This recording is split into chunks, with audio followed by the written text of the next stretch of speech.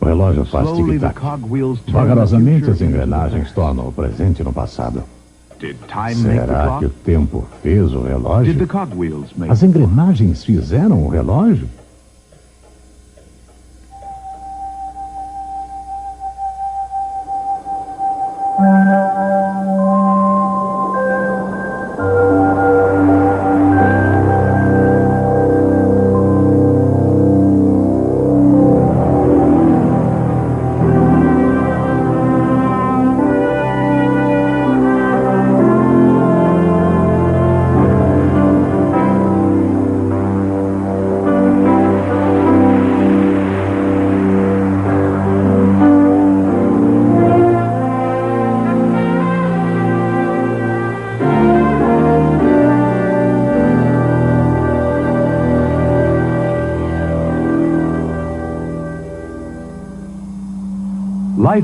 Vida de todo tipo existe no nosso planeta. Algumas formas são tão pequeninas que poderiam nadar facilmente dentro do furo de uma agulha. Porém, mesmo essas criaturas de uma única célula são incrivelmente complexas. Cientistas descobriram que elas são constituídas de bilhões de átomos num arranjo intrincado. Mas o que lhes dá vida e lhes torna capazes de se moverem e se reproduzirem? Um ser humano consiste de trilhões de células. Esse grupo de átomos e células altamente organizados possui capacidades incríveis. Está vivo, sente felicidade, sofrimento e amor. E discrimina entre beleza e feiura e distingue entre o bem e o mal. Como isso acontece? Como pode uma mera aglomeração de átomos realizar tais atos incríveis? Vamos sondar a fundo as partes mais elementares de nossos corpos, as células. Esse modelo nos mostra o núcleo, uma parte muito importante. Mais tarde vamos falar mais a respeito dele. Toda criatura viva e maravilhosa da nossa Terra é constituída de células complexas. A tecnologia moderna nos revela algumas de suas atividades internas magníficas. Agora já podemos assistir ao processo de uma célula dividindo-se em duas.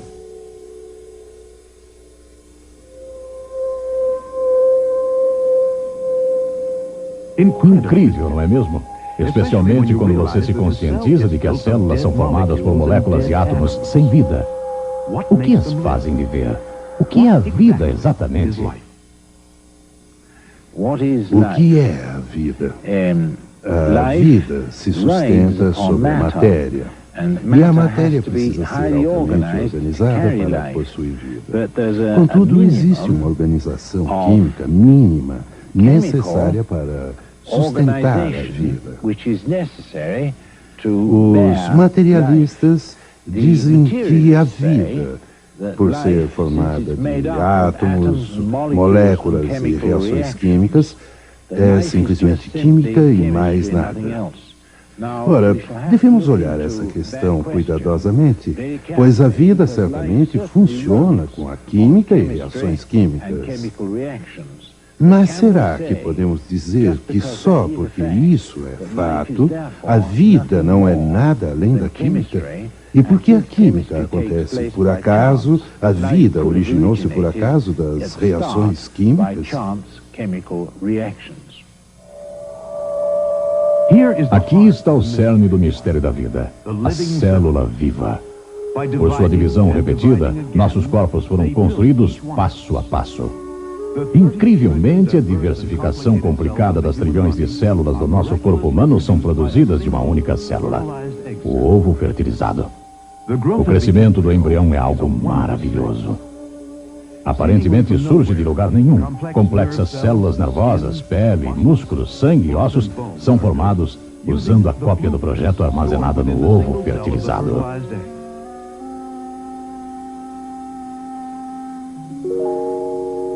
Chegou o momento do nascimento. Uma fantástica série de eventos complicados acontece. Cada um perfeitamente cronometrado para produzir a mais fascinante de todas as conquistas. Um novo ser humano.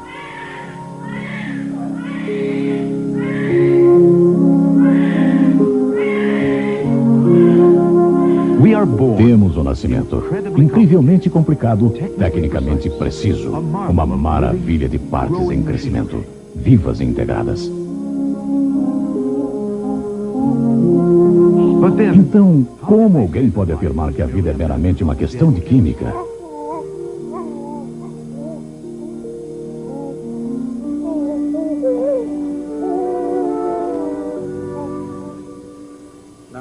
Bem, se a vida consiste meramente de química e nada além da química, a melhor maneira de entender seus potenciais verdadeiros é examinar algumas de suas substâncias químicas.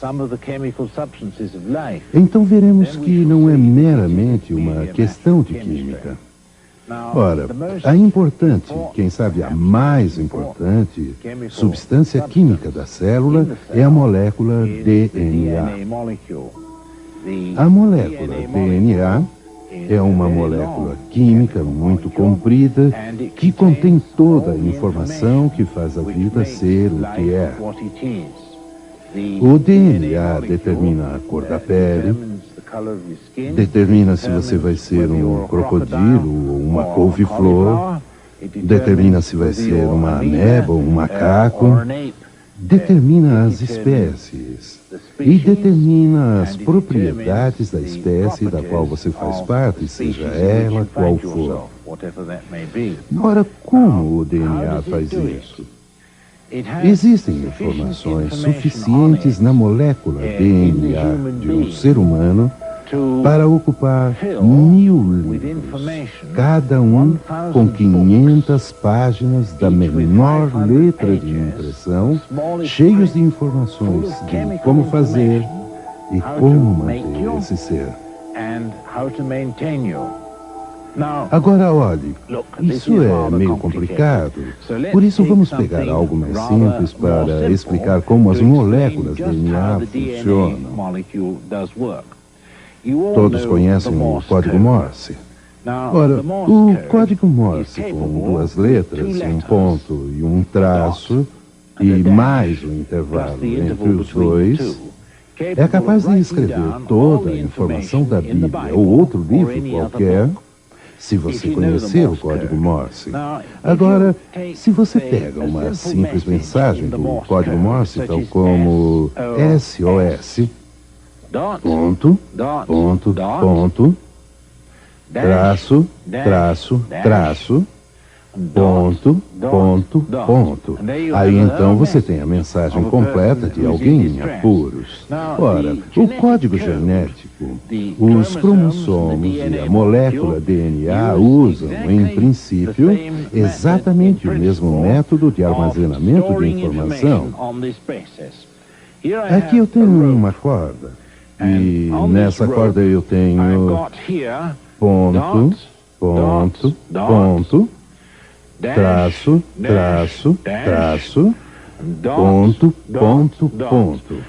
E eu a levanto na sua frente e qualquer um que conheça a convenção do código Morse dirá: aham, ele está tentando me dizer que está em apuros.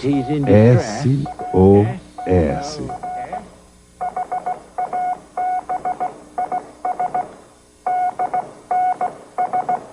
Ora, eu poderia usar qualquer outra sequência que quisesse e poderia usar muito mais corda para pôr em sequência. Vamos dizer o Salmo 23, o Senhor é meu pastor, e vocês todos poderiam simplesmente escrever nessa base usando uma corda assim. Agora, o DNA não consiste de uma única corda, mas ele consiste de 2 cordas e elas correm paralelamente numa forma espiral.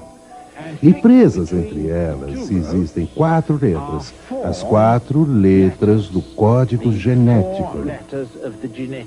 E aquelas 4 letras do código genético são simples substâncias químicas.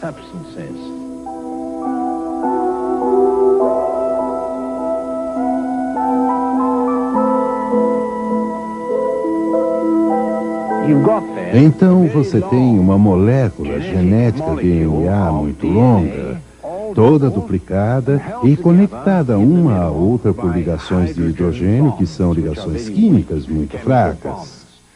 E quando uma célula se divide, ela simplesmente se abre como um zíper e uma metade vai para uma célula e a outra para a outra.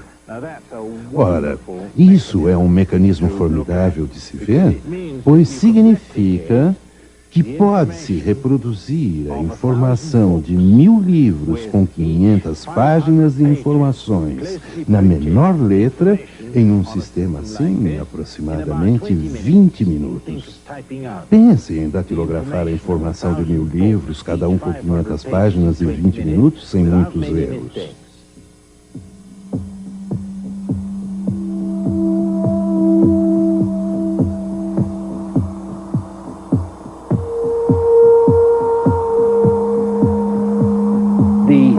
A segunda coisa mais importante com respeito a isso, citada no livro da vida, é que as moléculas têm a capacidade de lerem a si mesmas. Ora, quando escrevemos um livro, nós precisamos de que alguém o leia, mas a célula não. A célula, em primeiro lugar, cria o que é conhecido como os ribossomos, e esses ribossomos são proteínas complicadas que montam esse caracol duplo que chamamos de moléculas DNA. São eles que as montam. E ao montarem os segundos espirais, eles sentem as informações. Nós podemos ler isso com nossos olhos e podemos senti-los com nossos dedos. Então temos duas maneiras para ler esse livro do nosso jeito de fazer isso. Mas na célula, o ribossomo monta a segunda estrutura e enquanto tateia onde está, lança fora as proteínas escritas na linguagem química para formar você. Bem, a informação contida no DNA não está escrita nas moléculas que formam aquele cordão. Pode acreditar.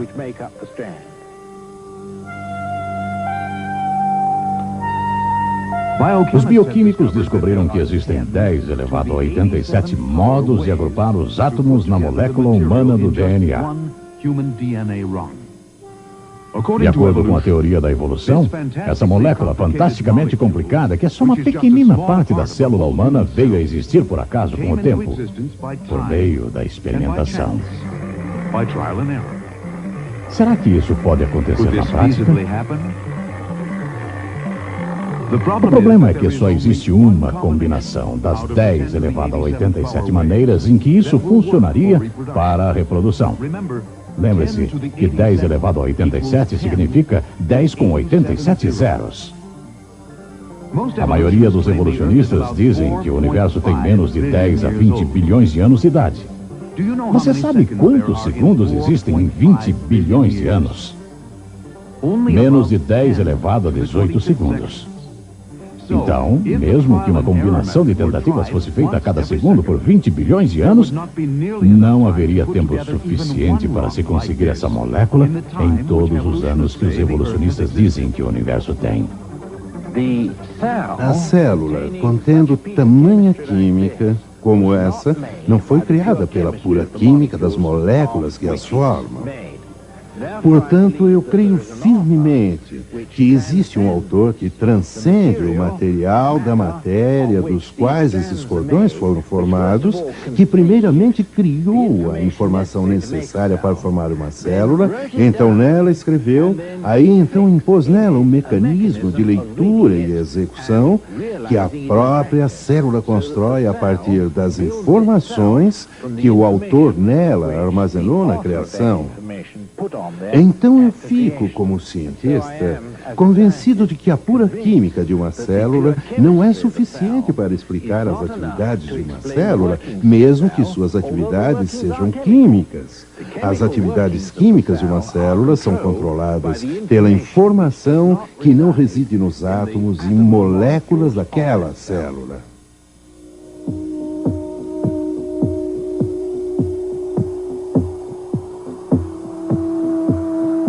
Em Gênesis diz: No princípio, Deus criou. Ele criou matéria do nada.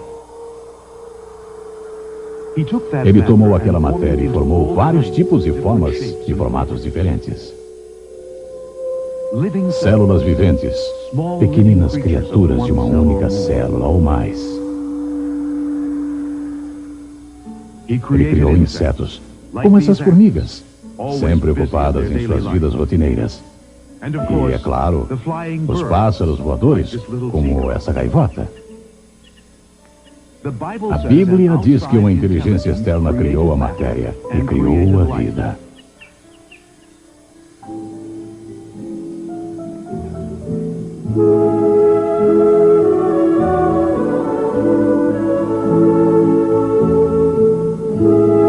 Durante a Idade Média, alguns povos pensavam que os seres vivos frequentemente surgiam de matérias mortas e sem vida. Por exemplo, pensavam que os sapos surgiam do lodo e da lama num brejo e que os vermes surgiam de carne em decomposição. Essa ideia de conto de fadas era chamada geração espontânea. As pessoas acreditavam que as minhocas, os insetos e muitas outras criaturas tinham sido formadas pelos materiais em que viviam. Um cientista do século XVII tinha uma receita para criar ratos pela geração espontânea. Ele recomendava pegar uma camisa imunda e suada e então adicionar trigo. Então, depois de deixar essa combinação cozinhando por 21 dias, você descobriria que do suor e do trigo surgiriam ratos. Em 1668, um italiano chamado Redi quis saber se a carne realmente era a fonte dos vermes encontrados em carne podre. Ele fez algumas experiências nas quais ele provou que carne podre não tinham vermes, a menos que as moscas pousassem nela. Mas poucos lhe deram atenção. Foi o famoso cientista francês Pasteur que mais tarde provou conclusivamente que seres vivos nunca aparecem de matéria morta e esterilizada.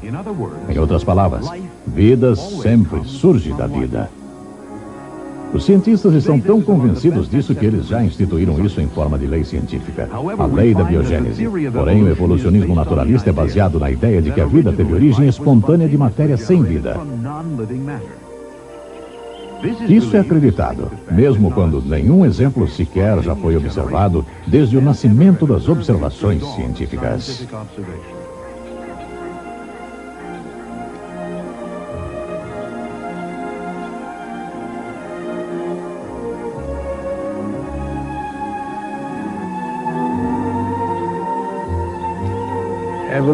Os evolucionistas pensam que a vida surgiu espontaneamente de uma sopa primitiva. Eles acreditam que a atmosfera da Terra, na hora em que a vida surgiu, era uma atmosfera reduzida e constituída de amoníaco, vapor de água e gás metano. Acreditavam que se um relâmpago passasse por uma mistura desse tipo, os blocos básicos da construção da vida surgiriam espontaneamente. Em Chicago, Miller e Fox, nas séries de experiências que executaram há uns 20 ou 30 anos, tentaram repetir isso para se provar experimentalmente. Então, colocaram uma mistura do gás metano, amoníaco e vapor de água e passaram uma corrente elétrica por ela e conseguiram um número de aminoácidos que são os blocos de construção da vida. Ora, pensavam que esses aminoácidos iriam mostrar que a vida, ou os precursores da vida, surgiriam espontaneamente sob tais condições. E, portanto, eles proclamaram, e o mundo científico até hoje acredita, que haviam dado experimentalmente os primeiros passos na produção espontânea da vida. Porém, será esse o caso? Bem, não há dúvida que eles produziram aminoácidos. Contudo, será que esses são os aminoácidos que podem ser usados para a vida? A resposta é um notável não, porque a vida necessita dos aminoácidos do tipo esquerdo exclusivamente, e não os do tipo direito para produzir suas proteínas. Considerações semelhantes se aplicam na produção de moléculas do DNA que necessitam ter exclusivamente moléculas direitas e não esquerdas. Ora, a vida não poderia usar essas misturas porque a química estéril não é correta. Notoriamente esse é o caso, porque como eles produziram uma mistura racêmica, a vida não poderia surgir espontaneamente numa sopa primitiva desse tipo. A química estéril está errada.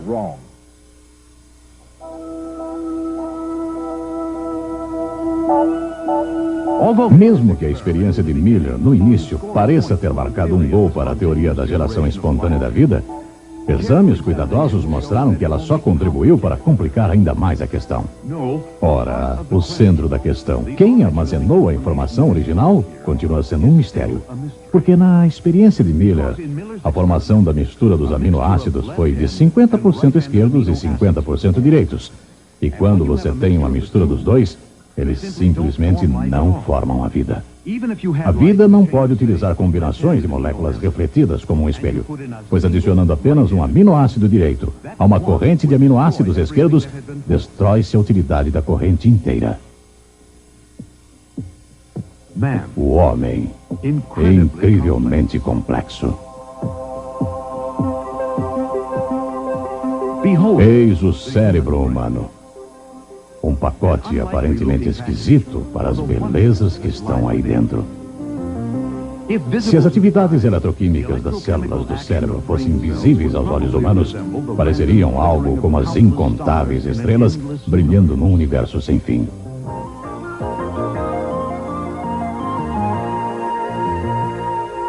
As células do cérebro, as 10 a 100 bilhões delas, formam trilhões de interconexões. E elas são tão maravilhosamente compactas em seu desenho que a área do cérebro que está aqui, sendo ilustrada, é literalmente menor que um grão de areia.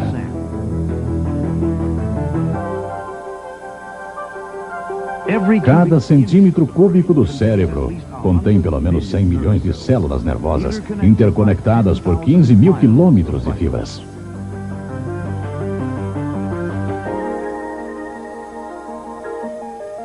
Já foi dito que esse 1,5 quilo de cérebro do homem é o arranjo de matéria mais complexo e organizado de todo o universo. Seu potencial e capacidade é estonteante, desafiando a imaginação. Será que tal maravilha pode simplesmente evoluir por acaso, com o tempo em processos naturais? A Bíblia diz que quando contemplamos a natureza, simplesmente por esse fato isolado, nossa mente pode concluir que há um Deus. Então, contemple. E contemple cuidadosamente.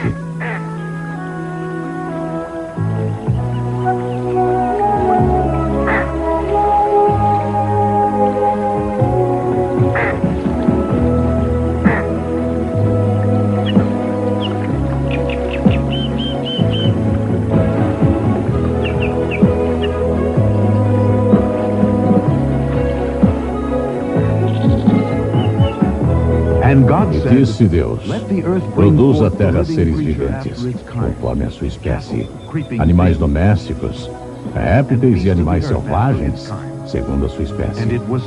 E assim se fez. Os animais domésticos, segundo a sua espécie, e todos os répteis da terra, conforme a sua espécie.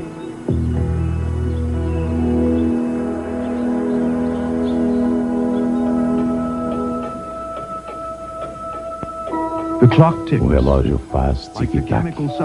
Assim como as substâncias químicas que possuem vida, as engrenagens se movem. Lentamente, elas tornam o presente no passado. Quem fez o relógio? Quem sabe a única explicação lógica é que foi alguma inteligência fora do relógio. um relojoeiro. Pense a esse respeito. Você se lembra que no início do nosso programa vimos um modelo da molécula DNA e descobrimos que ela tem que estar em ordem, assim como um livro, para poder armazenar informações e fornecê-las novamente de modo que a vida possa ser formada. Bem, essa informação não reside assim em matéria inorgânica. Portanto, nós cremos, e temos fundamentos científicos para isso, como vimos, para acreditar que existe uma injeção de informações em uma matéria para produzir uma estrutura cheia de informações como essas. Isto é, há um ato de criação instruindo a matéria em como construir uma célula.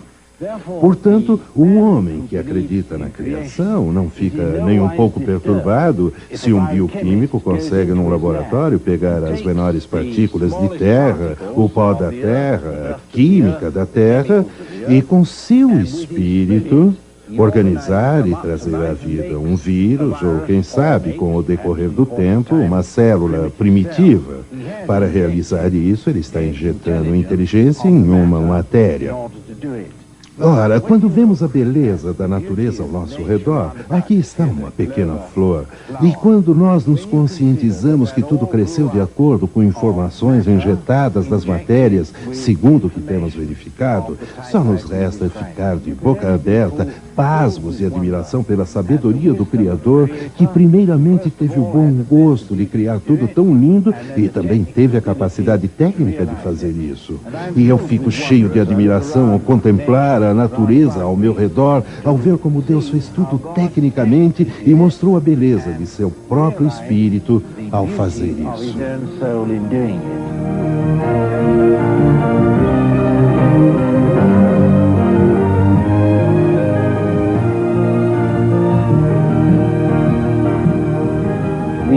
As escrituras são perfeitamente claras, e isso se encaixa perfeitamente bem com minha ciência, que aquele que fez isso chamou-se a si mesmo Logos, e aquele Logos era Jesus. Jesus a si mesmo se chamou de Criador, que criou tudo, por Ele e para Ele. Portanto, se isso é fato, então eu estou muito contente e cheio de alegria que Ele fez a criação tão bela e que também me valorizou tanto ao ponto de morrer por mim para se tornar meu Redentor.